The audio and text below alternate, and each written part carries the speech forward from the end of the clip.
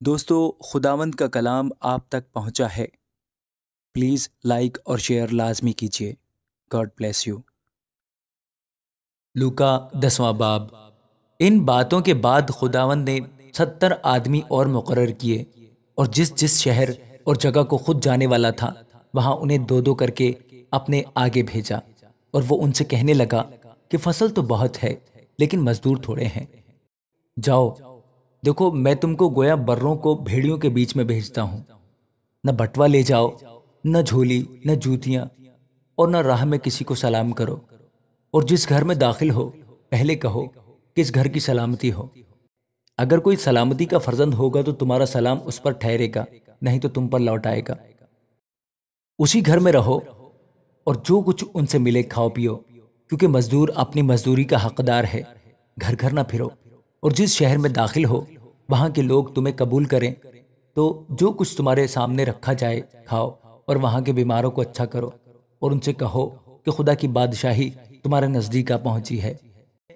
لیکن جس شہر میں داخل ہو اور وہاں کے لوگ تمہیں قبول نہ کریں تو اس کے بازاروں میں جا کر کہو کہ ہم اس گرد کو بھی جو تمہارے شہر سے ہمارے پاؤں میں لگی ہے تمہارے سامنے جھاڑے دیتے ہیں، مگر یہ جان لو کہ خدا کی بادشاہی نزدیک آ پہنچی ہے۔ میں تم سے کہتا ہوں کہ اس دن سدوم کا حال اس شہر کے حال سے زیادہ برداشت کے لائق ہوگا۔ اے خرازین، تجھ پر افسوس! اے بیت سیدہ، تجھ پر افسوس! کیونکہ جو معجزے تم میں ظاہر ہوئے اگر سور اور سیدہ میں ظاہر ہوتے تو وہ ٹاٹ اوڑ کر اور خاک میں بیٹھ کر کب کے توبہ کر لیتے، مگر عدالت میں سور اور سیدہ کا حال تمہارے حال سے زیادہ برداشت کے لائق ہوگا۔ اور اے کفرنہوم، کیا تو آسمان تک بلند کیا جائے گا؟ نہیں، بلکہ تو عالم ارواح میں اتارا جائے گا۔ جو تمہاری سنتا ہے وہ میری سنتا ہے، اور جو تمہیں نہیں مانتا وہ مجھے نہیں مانتا، اور جو مجھے نہیں مانتا وہ میرے بھیجنے والے کو نہیں مانتا۔ وہ 70 خوش ہو کر پھر آئے اور کہنے لگے، اے خداوند، تیرے نام سے بدروہیں بھی ہمارے تابع ہیں۔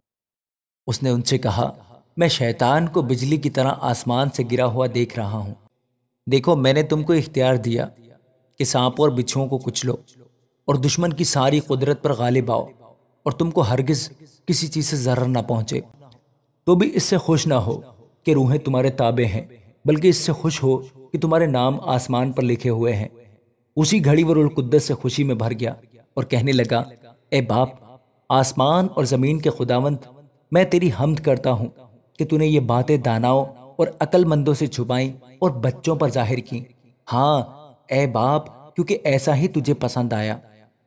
میرے باپ کی طرف سے سب کچھ مجھے سونپا گیا، اور کوئی نہیں جانتا کہ بیٹا کون ہے سوا باپ کے، اور کوئی نہیں جانتا کہ باپ کون ہے سوا بیٹے کے، اور اس شخص کے جس پر بیٹا اسے ظاہر کرنا چاہے۔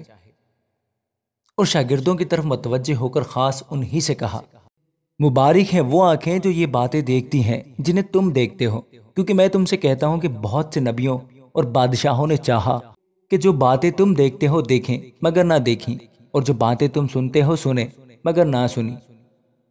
اور دیکھو، ایک عالم شرع اٹھا اور یہ کہہ کر اس کی آزمائش کرنے لگا کہ اے استاد، میں کیا کروں کہ ہمیشہ کی زندگی کا وارث بنوں؟ اس نے اس سے کہا، توریت میں کیا لکھا ہے؟ تو کس طرح پڑھتا ہے؟ اس نے جواب میں کہا کہ خداوند اپنے خدا سے اپنے سارے دل اور اپنی ساری جان اور اپنی ساری طاقت اور اپنی ساری عقل سے محبت رکھ، اور اپنے پڑوسی سے اپنے برابر محبت رکھ۔ اس نے اس سے کہا، تو نے ٹھیک جواب دیا، یہی کر تو تو جیے گا۔ مگر اس نے اپنے تئیں راست باز ٹھہرانے کی غرض سے یسوع سے پوچھا، پھر میرا پڑوسی کون ہے؟ یسوع نے جواب میں کہا کہ ایک آدمی یروشلم سے یریحو کی طرف جا رہا تھا کہ ڈاکوؤں میں گر گیا۔ انہوں نے اس کے کپڑے اتار لیے اور مارا بھی، اور ادموا چھوڑ کر چلے گئے۔ اتفاقاً ایک کاہن اسی راہ سے جا رہا تھا اور اسے دیکھ کر کترا کر چلا گیا۔ اسی طرح ایک لاوی اس جگہ آیا اور وہ بھی اسے دیکھ کر کترا کر چلا گیا۔ لیکن ایک سامری سفر کرتے کرتے وہاں آ نکلا، اور اسے دیکھ کر اس نے ترس کھایا، اور اس کے پاس آ کر اس کے زخموں کو تیل اور مے لگا کر باندھا، اور اپنے جانور پر سوار کر کے سرائے میں لے گیا اور اس کی خبر گیری کی۔ دوسرے دن 2 دینار نکال کر بھٹیارے کو دیے اور کہا، اس کی خبر گیری کرنا، اور جو کچھ اس سے زیادہ خرچ ہو میں پھر آ کر تجھے ادا کر دوں گا۔ ان تینوں میں سے اس شخص کا جو ڈاکوؤں میں گر گیا تھا، تیری دانست میں کون پڑوسی ٹھہرا؟ اس نے کہا وہ جس نے اس پر رحم کیا۔ یسوع نے اس سے کہا جا، تو بھی ایسا ہی کر۔ پھر جب جا رہے تھے تو وہ ایک گاؤں میں داخل ہوا اور مرتھا نام ایک عورت نے اسے اپنے گھر میں اتارا، اور مریم نام اس کی ایک بہن تھی۔ وہ یسوع کے پاؤں کے پاس بیٹھ کر اس کا کلام سن رہی تھی، لیکن مرتھا خدمت کرتے کرتے گھبرا گئی۔ بس اس کے پاس آ کر کہنے لگی، اے خداوند، کہ تجھے خیال نہیں کہ میری بہن نے خدمت کرنے کو مجھے اکیلا چھوڑ دیا ہے؟ بس اسے فرما کہ میری مدد کرے۔ خداوند نے جواب میں اسے کہا، مرتھا مرتھا، تو بہت سی چیزوں کی فکر و تردد میں ہے، لیکن ایک چیز ضرور ہے، اور مریم نے وہ اچھا حصہ چن لیا ہے جو اس سے چھینا نہ جائے گا۔ آمین۔